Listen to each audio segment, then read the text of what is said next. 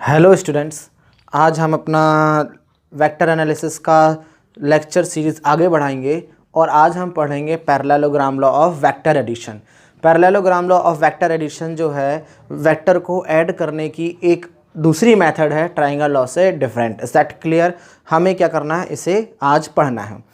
तो आज के हम इस लेक्चर में parallelogram law of vector addition से ऐड करना सीखेंगे, उससे रिलेटेड कुछ न्यूमेरिकल करेंगे, कुछ एग्जाम्पल करेंगे और रिजल्टेंट वेक्टर जो निकलता है हमारा उसका मैग्नीट्यूड भी फाइंड करना सीखेंगे, डायरेक्शन भी निकालेंगे, किस तरीके से हम उसे डिटरमाइन कर सकते हैं। ठीक है, तो ज़रा ध्यान दीजिएगा।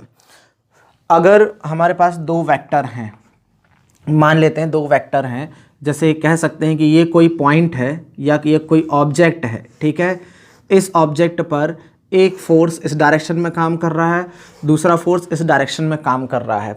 तो ये किस डायरेक्शन में जाएगा और कितना जाएगा, इज दैट क्लियर? कितना फोर्स इसमें लगेगा, मेरा बोलने का मतलब ये है, इसे हम निकाल सकते हैं आसानी से पैरेललोग्राम लॉ वेक्टर एडिशन से। ज़रा सोचिए, यदि मैं इन्हें पीछे मिला दूं ऐसा, तो जिस पॉइंट पर मिलेंगे दैट इज़ जो होगा मेरा पॉइंट ऑफ इंटरसेक्शन होगा। अब मैं क्या करूँ, इसको मिला करके मान लेते हैं, इसे आगे बढ़ा करके ऐसा आगे बढ़ा करके एक अगर पैरेललोग्राम बना दूं तो और एक डायगोनल ऐसा ड्रॉ करूं जो उन दोनों वेक्टर के इंटरसेक्टिंग पॉइंट से होकर के गुजरता है, तब ये जो डायगोनल जो होगा उनके रिजल्टेंट को क्या करेगा, शो करेगा। समझ पा रहे ना आप? अगर मैं इसे वेक्टर ए और इसे वेक्टर बी मान लूँ तो ठीक है। और ये दोनों को पीछे प्रोड्यूस करने के बाद अगर मैं बोलूँ जिस एंगल पर भी एक दूसरे से मिलेंगे वो एंगल मेरा होगा एंगल बिटवीन दी वेक्टर्स। ये क्या होगा मेरा angle between the vectors. Is that clear? तो बिल्कुल सिंपल तरीके का कंसेप्ट है, इसमें बहुत ज़्यादा आपको कॉम्प्लिकेशंस की ज़रूरत है नहीं, एकदम आसानी से आप इसे क्या कर सकते हैं, अंडरस्टैंड कर सकते हैं, समझ सकते हैं एक्चुअली। ठीक है, अब हम क्या करेंगे, इसी चीज़ को यूज़ करते हुए parallelogram law of vector addition क्या करेंगे, हम समझेंगे। तो हमारा जो सोचना है, जो कहना है वो ये है कि यदि किन्हीं दो वेक्टर को पैरेललोग्राम की दो एडजेसेंट साइड्स से रिप्रेजेंट किया जाए, दो एडजेसेंट साइड से रिप्रेजेंट किया जाए, तब उसका एक डायगोनल जो उन दोनों के इंटरसेक्टिंग पॉइंट से, मतलब एडजेसेंट साइड्स के इंटरसेक्ट पॉइंट से होकर के जाता है, वो उसके रिजल्टेंट को क्या करता है, रिप्रेजेंट करता है। ज़रा यहाँ ध्यान देना, ठीक है ना? सिंपल तरीके से कैसा भी हो सकता है, कोई ज़रूरी नहीं। हमारा मान लीजिए वेक्टर ए ये है, कोई दिक्कत नहीं है हमारा, this is our vector A. Is that clear? That is my vector A. इसका मैग्नीट्यूड जो है वो ए है। मैग्नीट्यूड कितना है? ए है। अब मैं बोलूँ कि ये जो है ये मेरा वेक्टर बी है। समझ में आ रहा है ना आपको? ये क्या है, वेक्टर बी है। हाँ, इसका मैग्नीट्यूड कितना है, बी है। मैंने मान लिया इसका मैग्नीट्यूड कितना है, बी है। तो ध्यान देना, इससे हम क्या कर सकते हैं, एक पैरेललोग्राम को ड्रॉ कर सकते हैं। ये हमारा क्या होगा, पैरेललोग्राम। मैं बना देता हूँ सीधा ऐसे ही करके। Is that clear? किन्हीं भी दो साइड से एक पैरेललोग्राम बनाया जा सकता है। एडजेसेंट साइड अगर ऐसी है तो उनको मिलाकर के क्या किया जा सकता है, एक पैरेललोग्राम बनाया जा सकता है। तो इसका ये जो डायगोनल होगा, ये वाला ध्यान देना, ये डायगोनल जो होगा वो ए और बी के रिजल्टेंट को शो करेगा। समझ में आ गया ना? तो मैं according to the parallelogram law vector R is equal to कितना होगा, vector A plus vector B. समझ में आया ना? ये हमारा होगा। Is that clear? हम इस तरीके से एक्सप्लेन कर सकते हैं। ये जो है हमारा, हम इसे मान लेते हैं ये भी वेक्टर बी होगा, क्योंकि आमने सामने की साइड पैरेललोग्राम की कैसी होती हैं, बराबर होती हैं, और डायरेक्शन भी कैसी होती, सेम होती है। एक्चुअल में पैरेलल होंगी तो बराबर ही होंगी। और ये हमारा वेक्टर ए है, तो ये भी कितना होगा, हमारा वेक्टर ए ही होगा। Is that clear? मैं क्या करता हूँ, इसे अपने हिसाब से नेम प्लॉटिंग कर देता हूँ इसकी। तो ये मेरा जो है वेक्टर ओ है, सॉरी ओ है, ये ए है, ये बी है, और ये क्या है मेरा सी है। नॉर्मल कंडीशन है, इसमें कोई बहुत ज़्यादा काम किया नहीं है मैंने, सिंपल सा अपने मन से ना रैंडमली नेम प्लॉट कर दिया। समझ में आया ना? अब मेरा मुद्दा ये है, तो ये ट्राइंगल लॉ और वेक्टर जो पैरेललोग्राम लॉ से हम दोनों तरीके से आर निकाल सकते हैं। आप गौर से देखें तो ये देखो, इधर पर आप चेक करेंगे, अगर ये ए बी है, ये बी है, तो क्या होगा, अगर ये बी है तो ये भी बी होगा। आप चेक कर सकते हैं बिल्कुल सिंपल तरीके से। तो यहाँ से क्या हो गया आपका बी। तो आप गौर से देखें, ये भी ट्राइंगल लॉ के जैसे ही काम कर रहा है। क्यों? मतलब इन दोनों का सेम ऑर्डर का sum is equal to opposite order. कल हम इस चीज़ को पढ़ चुके हैं हमारे लास्ट लेक्चर में। तो ये इस तरीके से भी हम इसे क्या कर सकते हैं, ऐड कर सकते हैं। आज हमारा मेन मुद्दा है डायरेक्शन को फाइंड करना, और मतलब रिजल्टेंट वेक्टर की डायरेक्शन को फाइंड करना, रिजल्टेंट वेक्टर की, और इसका मैग्नीट्यूड निकालना। ठीक है, तो इसके लिए हम क्या करते हैं, हम इसको थोड़ा सा आगे बढ़ा देते हैं अपने इस वेक्टर को। ठीक है ना, इसको थोड़ा सा हम आगे बढ़ाते हैं और इसको हम क्या करते हैं, नीचे परपेंडिकुलर ड्रॉ करते हैं। थोड़ा डायग्राम छोटा बन गया, but you can understand what exactly I want to say. So that is my B M. समझ में आ रहा है ना, ये क्या है मेरा बी एम। मैंने परपेंडिकुलर ड्रॉ कर दिया ओ ए में। ठीक है ना, ओ ए में मैंने परपेंडिकुलर ड्रॉ कर दिया। मैंने मान लिया कि ये पूरा एंगल जो है, मतलब वेक्टर ए और वेक्टर बी के बीच का एंगल कितना है, मेरा थीटा है। कितना है भाई, मेरा वेक्टर ए और वेक्टर बी के बीच का एंगल थीटा है, तो ये भी कितना ही होगा, थीटा होगा। I have already explained you how to find the angle between the two vectors. Is that clear?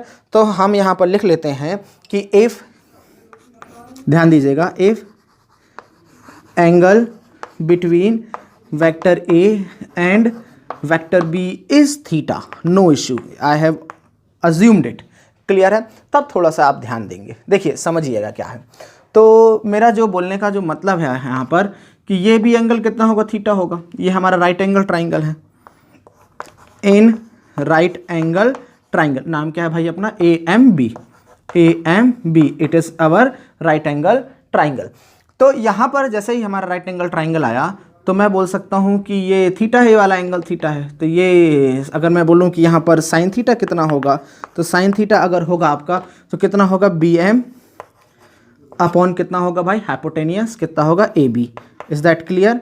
तो जो मेरा वैल्यू होगी sine theta is equal to B M upon कितना होगा, बी। देखिए वेक्टर ए बी जो है वो वेक्टर बी है। समझ में आया ना, मतलब मेरा बोलने का मतलब ये है कि अगर मैं बात करूँ वेक्टर ए बी की, तो वो वेक्टर बी है। समझ में आ रहा है ना आपको? ऐसे ही अगर मैं बात करूं वेक्टर ओ ए की, तो vector O A vector A है, पर अगर ओ ए की बात करूं, ठीक है ना, तो वो कितना होगा, ए। जैसे यहाँ पर अगर मैं ए बी की बात करूं, तो ए बी कितना होगा, बी होगा। अगर मैंने ऊपर वेक्टर लगाया, तो I am talking about the vector quantity, और मैं सिंपल तरीके से लिख रहा हूँ, तो I am talking about only the distance, that means the magnitude of that vector quantity. Is that clear? So that will be this. So our B M will be equal to what? Bm will be equal to b sin theta. So the distance of this one will be b sin theta. No issue. Is that clear? In the same way, if I am talking about cos theta, so cos theta is equal to base upon hypotenuse in this triangle. So am upon ab. So I can say that am will be am, but AB will be B, so AM will be B cos theta. No issue, you can understand everything what exactly I want to tell. So this length will be B cos theta. Is that clear? That will be B cos theta. So do you know, I will have to find out the value of R, that means the magnitude of R. Is that clear? When we will find out the magnitude of R and we will find out the direction of R from vector A or from vector B, then we can represent R completely. Is that clear? Now we know R is functioning in this direction and it will have some magnitude.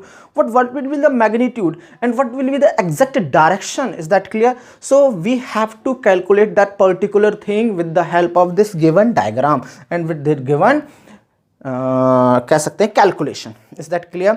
Now just see, this is the right angle triangle. OMB is the right angle triangle. Now in right angle triangle OMB, is that clear what I am saying? So OMB हमारा right angle triangle है, तो हम क्या करेंगे यहाँ से, hypotenuse square. Is that clear? That means OB square is equal to कितना होगा भाई अपना, OM square, फिर कितना होगा भाई अपना, BM square. Is that clear? No issue. So I can write here, OM को लिख सकता हूँ मैं OA plus AM का whole square plus BM square. Is that clear? And that is OB square. I am going to put the all values and going to solve that one as easy as possible. So OB कितना है भाई, R. I am talking about only the magnitude, so that will be your R square. Is that clear? That will be your R square. And what will be the next? OA is equal to A or AM is equal to, I have told, B cos theta whole square. Clear? ये ध्यान दीजिए. और BM कितना है भाई अपना, B sin theta whole square. B sin theta whole square. Is that clear? Do you know that is a plus b whole square, a square plus b square plus 2ab cos theta. I can say that. So a और पूरा a plus b का whole square का formula लगेगा आपका यहाँ पर, तो r square is equal to a square plus b square cos square theta plus 2ab cos theta, और ये भी तो बचेगा भाई अपना, फिर प्लस कितना आएगा ये b square sine square theta. No issue. तो मेरा नेक्स्ट स्टेप जो होगा वो होगा ए स्क्वायर. इन दोनों के बारे में सोचो ज़रा. इन दोनों से मैं बी स्क्वायर कॉमन निकाल लेता हूँ, तो cos square theta plus sign square theta plus भाई अपना ये बचा है 2ab कॉस थीटा. कोई इशू नहीं है अपना. तो इधर से कितना होगा मेरा, कितना हो जाएगा ए स्क्वायर प्लस बी स्क्वायर, इसके अंदर कितना होगा 1 2ab cos theta, and then finally I can say that r square will be a square plus b square plus 2ab cos theta. Is that clear?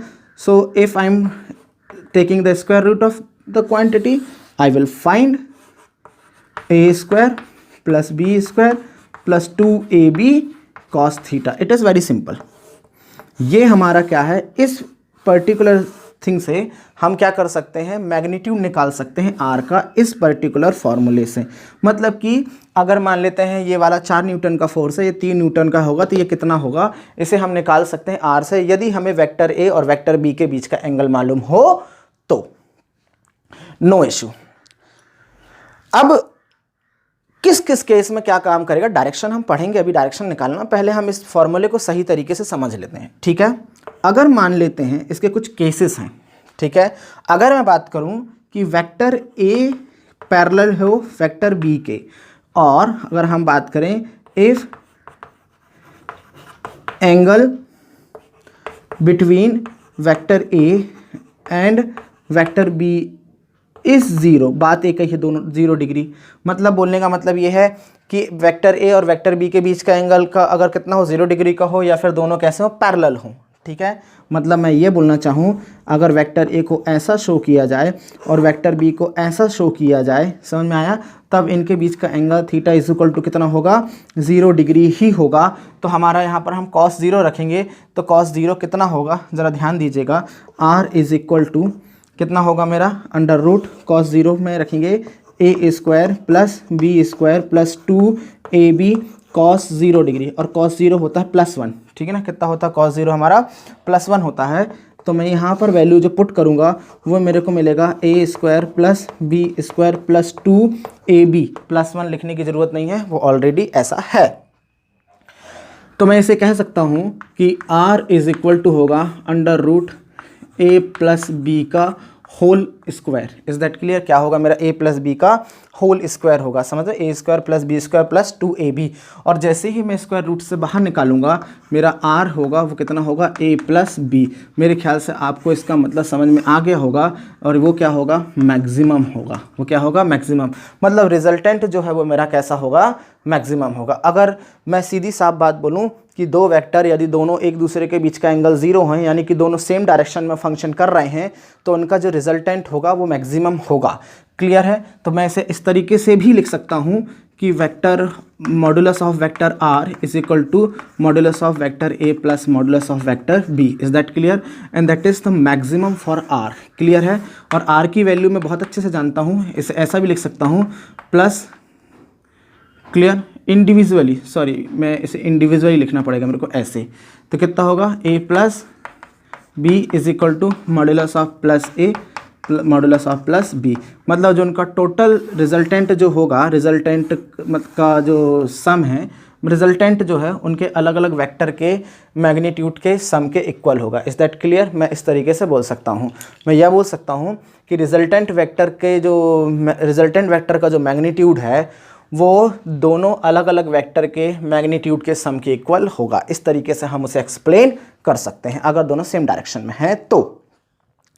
Clear? जैसे इसे और अच्छे से समझें तो मान लेते हैं ये हमारे पास क्या है, एक ब्लॉक रखा हुआ है. ठीक है ना. इस सड़क में या रोड में ब्लॉक रखा हुआ है. भाई यहाँ पर यदि मैंने इसमें 3 न्यूटन का फोर्स लगाया और यहाँ नीचे कितना 4 न्यूटन का मैंने फोर्स लगा दिया. ठीक है ना. तो फोर्स एक वेक्टर क्वांटिटी है, आपको पता है. ठीक है ना। तो इसमें यदि मैं वैल्यू रख दूं डायरेक्ट तो सेम डायरेक्शन में है, इस डायरेक्शन में काम करेगा। यहाँ पर F1 और F2 के बीच का एंगल कितना है, 0 डिग्री है, तो डायरेक्ट काम होगा मेरा। और जो F नेट जो आएगा मेरा टोटल वो कितना होगा, 3 + 4 = डायरेक्ट कितना आ जाएगा, 7 न्यूटन। मेरे को बिल्कुल इसके बारे में बात नहीं करनी है, डायरेक्ट मैं बता दूंगा ऐड करके सीधे। केस सेकेंड जो है, अगर मान लेते हैं vector A and vector B are opposite to each other, ठीक है ना, मतलब vector A and vector B are anti parallel, कैसे हो हमारे, एंटी पैरेलल हूँ, देन एंगल बिटवीन देम कितना होगा, थीटा = 180 डिग्री, नो इश्यू। कितना होगा मेरा, 180 डिग्री। तो मैं यहाँ पर जब रखूँगा r = इस फार्मूले में, तो मेरे को मिलेगा, ध्यान देना, a² + b² + 2ab cos 180 degree. कितना होगा मेरा, cos 180 डिग्री। cos 180 डिग्री मतलब -1, cos 180 डिग्री मतलब कि -1। इसकी जो वैल्यू होगी वो कितनी आएगी, -1, तो माइनस यहाँ रख देंगे। तो कितना आएगा मेरा, a² + b² - 2ab, मतलब कितना होगा भाई, मेरा होगा a - b का होल स्क्वायर, r = तो मेरे को मिलेगा r = a - b। समझ में आ रहा है ना, कितना आएगा, a - b। Is that clear, that will be my answer. या मैं इसे ऐसा लिख सकता हूँ, modulus of vector r = modulus of vector a, ठीक है ना, ये माइनस वेक्टर बी। एक्चुअल में ये डिफरेंस है, ये क्या है, इस तरीके का जो सिंबल हमने बनाया है ये किस चीज़ के लिए है, डिफरेंस के लिए है। और वो डिफरेंस किस में आएगा, नंबर में आएगा। किस में आएगा, नंबर में आएगा। इस तरीके से मैं इसे एक्सप्लेन कर सकता हूँ। और जो यहाँ पर जो मेरे को वैल्यू मिलेगी, that will B minimum, that will B क्या होगी, मेरी मिनिमम। समझ पा रहे ना। अब इसको मैं यहाँ पर यदि समझाना चाहूँ आपको, तो ज़रा सोचिएगा। देखिए यहाँ थोड़ा सा उसके आगे का, अगर मान लेते हैं ये मेरे पास एक वेक्टर है, यहाँ इस तरफ मैं बोलता हूँ भाई 3 न्यूटन का फोर्स लग रहा है, और इस तरफ कितना लग रहा है, मान लो 4 न्यूटन का फोर्स लग रहा है। तो डायरेक्ट क्या कर दोगे आप, ज़्यादा में से कम को घटा दोगे, तो कितना होगा मेरा 4 - 3। तो नेट जो होगा, F नेट जो मेरे को मिलेगा, कौन सा भाई, F नेट जो मेरे को मिलेगा वो कितना मिलेगा, 1 न्यूटन का मिलेगा। और इसकी डायरेक्शन क्या होगी, ज़्यादा वाले की तरफ। समझ में आ गया ना, ज़्यादा वाला इस तरफ काम कर रहा है, तो फोर्स की डायरेक्शन भी क्या होगी, उसी तरफ होगी, 4 न्यूटन की डायरेक्शन की तरफ। ठीक है ना। आप इसे नोट करिए, फिर मैं आगे आपको और समझाता हूँ। जो लास्ट वाला भी हम लिख रहे थे उसी में ज़रा ध्यान दें। तीसरा केस यदि मैं बोलूँ कि अगर वेक्टर ए और वेक्टर बी कैसे हों, परपेंडिकुलर हों, परपेंडिकुलर, समझ जाएंगे ना, perpendicular to each other, perpendicular to each other. तो ज़रा ध्यान देना, थीटा = कितना होगा मेरा, 90 डिग्री। समझ में आया ना, कैसे होगा, थीटा = मेरा 90 डिग्री होगा। तो कितना होगा, r मेरा कितना होगा, a² + b² + 2ab cos 90 degree. और cos 90 होता है 0, तो ये पूरी टर्म्स मेरी हो जाएगी 0। तो r = कितना होगा भाई, a² + b²। Is that clear. ये मेरा क्या होगा, आंसर होगा। और यदि मैं इसका स्क्वायर कर दूं तो r² = a² प्लस कितना होगा मेरा, b²। इसको इस तरीके से भी लिख सकता हूं मैं, या मैं इसे ऐसा भी लिख सकता हूं कि modulus of vector r = modulus of vector a का स्क्वायर प्लस ऐसा b का स्क्वायर, ऐसे भी लिख सकता हूं। और r की वैल्यू मुझे पता है कितनी होती है, a + b का स्क्वायर = a प्लस का स्क्वायर प्लस b का स्क्वायर। समझ में आया ना। आप इसे किसी भी तरीके से लिख सकते हैं। आप इन्हें ध्यान रखिएगा, न्यूमेरिकल करते समय ये बहुत ध्यान काम में आते हैं। ठीक है, ये बहुत आसान सा है, कोई इसमें दिक्कत नहीं है। अब अगर मान लेते हैं ऐसा स्पेशल केस है, ध्यान दीजिएगा, मैं आपको समझाता हूँ इसको। ठीक है, स्पेशल केस है कि अगर मान लेते हैं वेक्टर ए का मैग्नीट्यूड बराबर हो भाई वेक्टर बी के मैग्नीट्यूड को, तो मैं मान लेता हूँ उसे वो ए है। ठीक है ना, ये मैंने अपने हिसाब से क्या कर लिया, अज्यूम कर लिया। ठीक है ना। तब मेरे को क्या करना है, आर का मैग्नीट्यूड फाइंड करना है। एक स्पेशल कंडीशन है, ध्यान रखना। अगर आप इसे याद करते हैं, रखते हैं इसे याद, तो आपका 5 सेकंड 10 सेकंड शायद बच जाए, 5 सेकंड 6 सेकंड बच जाए एग्ज़ाम में, जेईई एडवांस नीट जैसे एग्ज़ाम में, मेंस में। और 5-6 सेकंड यदि हर क्वेश्चन में बचता है ना, तो आप ध्यान रखिए आपको बहुत बड़ा बेनिफिट मिलने वाला है एग्ज़ाम में। तो आपको टाइम बहुत मायने रखता है वहाँ पर, ठीक है। एक्यूरेसी जो है वो तो सबसे ज़्यादा मायने रखती है, लेकिन टाइम भी बहुत मायने रखता है एग्ज़ाम के लिए, ठीक है।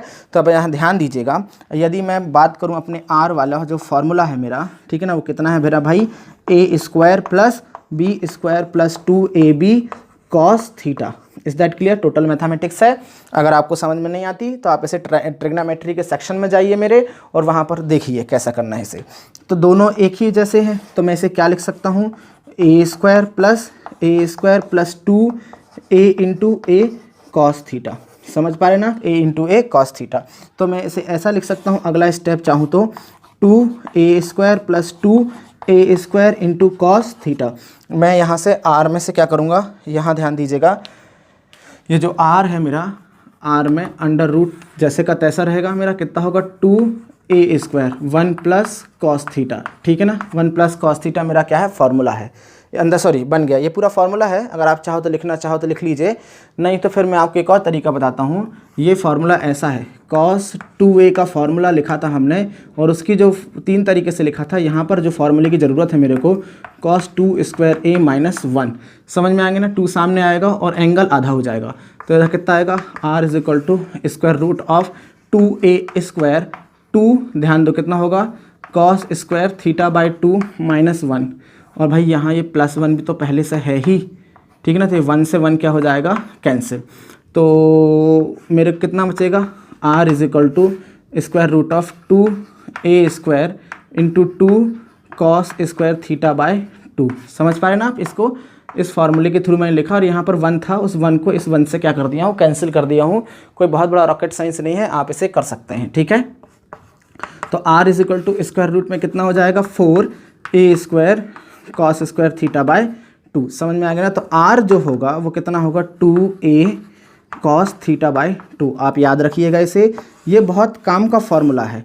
अगर मान लेते हैं कि 2 वेक्टर जिनके मैग्नीट्यूड बराबर हों, तो हम उसे डायरेक्ट इस फॉर्मूले से निकाल सकते हैं, यदि हमें क्या हो, उनके बीच का एंगल दिया गया हो तो, ठीक है। अब हमें एक और चीज़ ध्यान देंगे, सबसे इम्पॉर्टेंट चीज़ जो मैं बताना चाह रहा हूँ, ये तीनों तरीके के हमने केस निकाल लिए, पर सबसे इम्पॉर्टेंट चीज़ जो मैं बताना भूल गया, जो value of magnitude of resultant vector,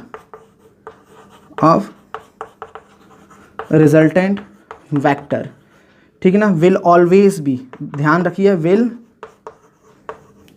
always be, जो कितना होगा, वो हमेशा a माइनस बी का जो ये सम है, समझ में आया ना, उससे क्या होगी, बड़ी होगी या उसके बराबर होगी, या फिर उस छोटी होगी किससे, a प्लस बी से। मतलब यही हमारा क्या है, मेन फंडा है इसका। मतलब कि अगर मैं बोलूँ आपके पास सिंपल सा बात, 2 फोर्स हैं 4 न्यूटन और 3 न्यूटन के, तो इसकी मिनिमम वैल्यू कितनी होगी, 4 माइनस 3 मतलब 1, और मैक्सिमम वैल्यू कितनी होगी, 4 प्लस 3 7। इससे ना कभी कम होगी 1 से, ना कभी कम होगी, ना 7 से ज़्यादा होगी, उसके बीच में ही क्या होगी, वैल्यू एग्जिस्ट करेगी, ठीक है ना। आपको इस चीज़ को समझना है, ठीक है। अब भाई मैं ये बताना भूल गया था आपको, तो आप इसे ध्यान रखिएगा, ठीक है। अब मैं इस पर फिर से वापस आता हूँ, ठीक है। देखिए, if theta is equal to कितना हो मेरा, 0 degree, theta is equal to भाई कितना हो मेरा, 0 डिग्री अगर हो, तो मैं यहाँ पर क्या करूँगा, मैं डायरेक्ट बोल दूँगा कितना होगा मेरा, r is equal to 2a। समझ में आए ना, 0 डिग्री अगर हुआ तो मैं ऐसा डायरेक्ट क्या लिख दूंगा यहाँ पर, r is equal to 2a, क्योंकि आप cos 0 रखोगे तो cos 0 अपॉन 2 0 ही रहेगा, और cos 0 की वैल्यू होती है 1, तो r जो हो जाएगा तुम्हारा कितना हो जाएगा, सीधे 2a हो जाएगा। अगर मैं बोलूँ कि थीटा इज इक्वल टू कितना हो, 60 डिग्री हो, तो तुम्हारा आंसर जो होगा r इज इक्वल टू आएगा भाई √3a। समझ में आया ना, आपका √3 टाइम्स ऑफ a आ जाएगा। अगर डिग्री कितनी हुई, 60 हुई, तो आप एक बार रख के देख सकते हैं। यहाँ पर देखो ज़रा ध्यान से, बोलने का मतलब क्या है, r is equal to 2a cos कितना हो जाएगा भाई 60/2, मतलब कि ये ओवरऑल कितना हो गया 30 डिग्री। ये कितना हो गया मेरा 30 डिग्री। और √3 कितना होता है भाई ये 2a। 30 कितना होता है √3/2, 2 से 2 कैंसिल, तो आ गया मेरा √3 of a। Is that clear? So simple. अगर मान लेते हैं मैं इसे बोल दूं ये कितना है 90 डिग्री है, अगर थीटा इज इक्वल टू कितना हो जाए 90 डिग्री हो जाए, हम इस केस के बारे में पढ़ रहे हैं, इस केस के बारे में, ठीक है ना, जब दोनों बराबर हों 90 डिग्री हो जाए तो r इज इक्वल टू होगा √2 ऑफ a, ठीक है ना। इसको भी करके देख लेते हैं, r is equal to 2a, cos कितना है 90/2 बोले तो 45, मतलब कितना आ जाएगा 1/√2। तो इसको क्या लिख सकते हैं √2 into √2 of a into 1/√2, cancel लिख सकते हैं 2 को, तो r हमारा कितना हो जाएगा भाई √2 of a। Is that clear? समझ रहे होंगे आप। यदि मान लो थीटा इज इक्वल टू कितना हो जाए मेरा 120 डिग्री हो जाए, कितना हो जाए 120 डिग्री, 120 डिग्री मतलब कितना हो जाता है 60, कितना हो जाएगा मेरा, हाफ करूँगा तो 60 डिग्री, तो r इज इक्वल टू किसके बराबर होगा a के बराबर होगा, ठीक है।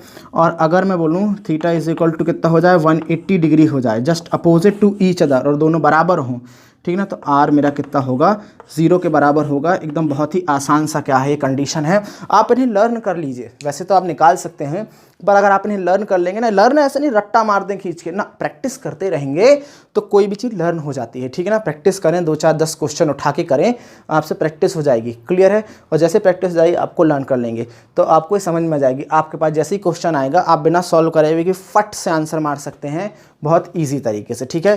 तो ये हमारा क्या है a+b, मतलब जो भी है हमारा क्या कह सकते हैं पैरेललोग्राम लॉ जो है उसके थ्रू हम इतनी सारी चीज़ों को कैलकुलेट कर सकते हैं, ठीक है। अब एक बात थोड़ा सा देखेंगे, इसको ट्रायंगल लॉ से भी कैलकुलेट करेंगे हम, but not now, after some time. Is that clear? अभी इसे नोट करें फिर हम आगे बढ़ेंगे।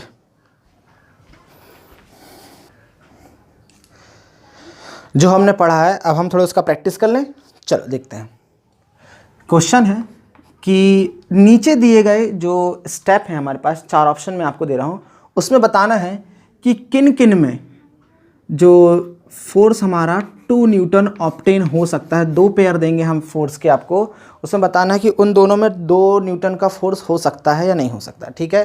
तो ध्यान रखना, पहला ऑप्शन है आपका कि 2 न्यूटन एंड 3 न्यूटन, ठीक है। आपको ये चेक करना है इन दोनों में आपका हो सकता है 2 न्यूटन की नहीं हो सकता। दूसरा ध्यान रखना 5 न्यूटन एंड 7 न्यूटन। अब मैं तीसरे की बात करूं 3 न्यूटन एंड 4 न्यूटन, ठीक है ना। चलो इतने में समझ में जाएगा आपको इतने में बताना है कि 2 न्यूटन इनमें से किन किन के पेयर में आपको मिल सकता है जब दोनों एक साथ काम करें तब। तो ध्यान देना, देखो इन दोनों की यदि बात करूं मैं तो इन दोनों का मिनिमम कितना होगा 3 - 2 = 1 न्यूटन, मतलब मिनिमम कितना आ रहा है आपका 1 न्यूटन आ रहा है, समझ में आ गया। और मैक्सिमम कितना जा रहा है भाई, इसमें मैक्सिमम आपको मिल रहा है 3 + 2 = 5 न्यूटन। मतलब इसका आंसर की जो रेंज है वो कितनी है 1 न्यूटन से बराबर हो सकता है या बड़ा होगा r, या छोटा होगा किससे 5 न्यूटन से। तो ये r हमारा 1 से 5 के बीच में है, मतलब इसमें हमें 2 न्यूटन मिल सकता है। So that will be our answer, ठीक है। इसमें देखो ज़रा कितना है 5, मिनिमम कितना है हमारे पास 5 न्यूटन, ठीक है ना, और मैक्सिमम कितना है 7 न्यूटन। तो अगर मैं इनको ऐड कर दूं तो कितना हो जाएगा 12 न्यूटन, और मिनिमम कितना होगा मेरा 7 - 5 = 2 न्यूटन, मतलब इसमें भी 2 न्यूटन मिल सकता है। इसमें देखें ज़रा मिनिमम कितना हो जाएगा मेरा, देखो ज़रा 4 - 3 = 1 न्यूटन, और इसमें कितना होगा भाई 4 + 3 = 7 न्यूटन। तो लिमिट कितनी है 1 to 7, मतलब तीनों में हमें 2 न्यूटन मिल सकता है। अगर ऐसा कोई ऑप्शन होता, मान लेते हैं कितना है 4 न्यूटन, इज़ दैट क्लियर। मान लेते हैं कितना है हमारे पास 4 न्यूटन की यदि बात करूँ मैं कितना, चलो एक काम करते हैं 5 न्यूटन ले लेते हैं और कितना ले लेते हैं 12 न्यूटन, ठीक है। मैं बोलता हूँ इसमें 2 न्यूटन मिलेगा कि नहीं मिलेगा, तो हम क्या करेंगे इसको 12 - 5 कर देंगे, कितना आएगा 7 न्यूटन मिनिमम मिल रहा है, और 12 + 5 कर दो तो कितना हो रहा है 17 न्यूटन मैक्सिमम मिल रहा है। दैट मीन्स आप बहुत अच्छे से समझ सकते हो कि इसमें 2 न्यूटन हमें नहीं मिलेगा। तो ऐसे अगर कभी क्वेश्चन आते हैं तो आप इनको इस मेथड से क्या कर सकते हो, सॉल्व कर सकते हो। नेक्स्ट क्वेश्चन की तरफ मूव करते हैं। हमारे पास डायग्राम है, ठीक है ना, जहाँ पर 2 फोर्स हैं F1 और F2, ठीक है ना। और दोनों के जो मैग्नीट्यूड हैं वो कितने हैं, 10 न्यूटन है। समझ में आया ना, दोनों के मैग्नीट्यूड कितने हैं हमारे पास, 10 न्यूटन है। और वो जो है अकॉर्डिंग टू द फिगर काम कर रहे हैं। ये मेरा पहला फोर्स है, समझ रहे हो, और ये कैसा है, मेरा दूसरा फोर्स है, ठीक है ना। दोनों बराबर ही हैं, तो लंबाई आप सोच सकते हो 10 Newton, that is my F2 and that is my F1। समझ में आया ना, यहाँ F1 और कौन सा काम कर रहा है, F2 10 न्यूटन के हैं, और इनके बीच का एंगल कितना है, यहाँ पर दिया हुआ है 60 डिग्री। तो आपको बताना है कि इनका रिजल्टेंट कितना होगा। तो आप ऑब्वियसली समझ सकते हैं, ये टेल से टेल जुड़ी हुई है, तो एंगल ये वाला होगा हमारा, और एंगल कितना हो जाएगा, 120 डिग्री, पता है ना, 180 माइनस 60 120 डिग्री। तो हमारा रिजल्टेंट जो है कुछ इस तरीके से काम करेगा। हमारे पास फार्मूला है, हम नॉर्मल फार्मूला लगा सकते हैं, R is equal to under root कितना हो जाएगा, F1 square plus F2 square plus 2 F1 into F2 into cos theta. Cos theta मतलब कितना हो जाएगा हमारा 120 डिग्री। आप इससे निकाल सकते हो। और एक तरीका और मैंने बताया है, R is equal to 2A कितना है भाई, कॉस थीटा बाई 2। समझ पा रहे हैं ना आप, इस फार्मूले से भी क्या कर सकते हो, आप निकाल सकते हो, क्योंकि दोनों की कैसे हैं, मैग्नीट्यूड में बराबर हैं, और उन दोनों के बीच का एंगल कितना है, 120 डिग्री है। तो मैं बताया था आपको कितना हो जाएगा आपका, यहाँ पर चेक करोगे आप तो कितना आएगा भाई, 2 इंटू F कितना है 10, यहाँ एक ही जगह F का काम करेगा, कॉस थीटा बाई 2 मतलब कि कॉस 60 डिग्री। तो कितना होगा मेरा 2 इंटू 10 इंटू 1/2 बोले तो 10 न्यूटन। समझ में आया ना, कितना आ गया 10 न्यूटन। और हमारा केस नंबर सेकंड थर्ड भी शायद यही था, डायरेक्ट किसके बराबर हो जाता है, इसके बराबर होगा, शायद फोर्थ नंबर का केस रहा होगा, आप उसमें चेक कर लेना। ये हमारे पास क्या आ गया, फार्मूला आ गया, कोई दिक्कत नहीं है। एक क्वेश्चन ध्यान देना, इसी से रिलेटेड है, थोड़ा सा ट्रिकी है, हल्का सा, ठीक है ना, देखना ज़रा ध्यान से। दो इक्वल वेक्टर हैं, ठीक है ना, दो इक्वल वेक्टर हैं, उनके बीच का एंगल कितना है, 30 डिग्री है। ध्यान देना, उनके बीच का एंगल कितना है, 30 डिग्री है। तो आपको क्या निकालना है, R निकालना है। क्या निकालना है आपको, R निकालना है, R का मैग्नीट्यूड निकालना है। जस्ट थिंक दैट, मान लेते हैं आपके पास दो वेक्टर हैं, वेक्टर A और कौन सा है, वेक्टर बी। इन दोनों के मैग्नीट्यूड कैसे हैं, बराबर है, मैं उसे ए मान लेता हूँ। उन दोनों के बीच का एंगल कितना है, 30 डिग्री है, ये भी ठीक है। तो आर निकालना है। अगर आप इससे निकालोगे फंस जाओगे, आप इससे निकालोगे तो क्या हो जाएगा, फंस जाओगे। आप निकाल के देख लेना, मैं आपको इसको बताता हूँ कैसे है, ठीक है ना। एकदम सिंपल तरीके से इसको ऐसा करेंगे आप, नॉर्मल तरीके से। R is equal to, clear है, कितना होगा, ए स्क्वायर प्लस फिर से ए स्क्वायर, क्योंकि बी भी यही है, प्लस 2a इंटू कॉस कितना हो जाएगा भाई मेरा 30 डिग्री। इज़ दैट क्लियर, कोई इशू इसमें है नहीं। तो कितना जाएगा मेरा, यहाँ समझना, 2a square plus 2a square, cos 30 कितना हो जाता है, √3/2, कैंसिल हो गया मेरा। तो कितना आएगा, r इज इक्वल टू, ठीक है ना, a इधर से कितना जाएगा मेरा, a स्क्वायर को बाहर निकालता हूँ मैं, कितना हो जाएगा, a स्क्वायर बाहर निकाला, अंदर कितना बचेगा, 2 प्लस √3। समझ पा रहे हैं ना आप, 2 प्लस √3, ए को बाहर आने दो, r इज इक्वल टू ए, इसका रूट के बाहर आने दो, 2 प्लस √3। जनरली यही आंसर क्या होता है, आपको बुक में मिल जाता है। और इसको अलग तरीके से भी कर सकते हो, जो आंसर आएगा आप उससे अपने हिसाब से मेंटेन कर सकते हो, ठीक है ना। कोई ज़रूरी नहीं कि आंसर एक ही तरीके से आए, कुछ आगे पीछे के स्टेप में भी आंसर को रोक देते हैं, तो आपको ऑप्शन देख करके समझना पड़ता है, ठीक है ना। ये आपका क्वेश्चन हो गया। एक क्वेश्चन और ज़रा ध्यान देना, मान लेते हैं हमारे पास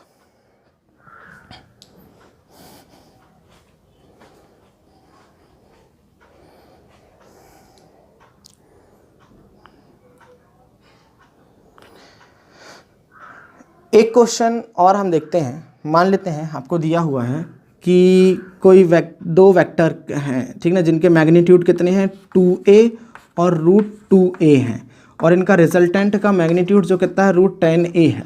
दो वेक्टर के मैग्नीट्यूड इतने दिए हुए हैं और उसका रिजल्टेंट का मैग्नीट्यूड √10a है, ठीक है ना। तो हमको क्या निकालना है, इनके बीच का एंगल क्या करना है, डिटरमाइन करना है। तो मान लेते हैं वेक्टर a का मॉडुलस मतलब a is equal to 2a है। ऐसे b के लिए कितना हो गया मेरे पास, b is equal to √2a है। तो r का मैग्नीट्यूड जो मैं r बोल सकता हूँ वो कितना है, √10a है।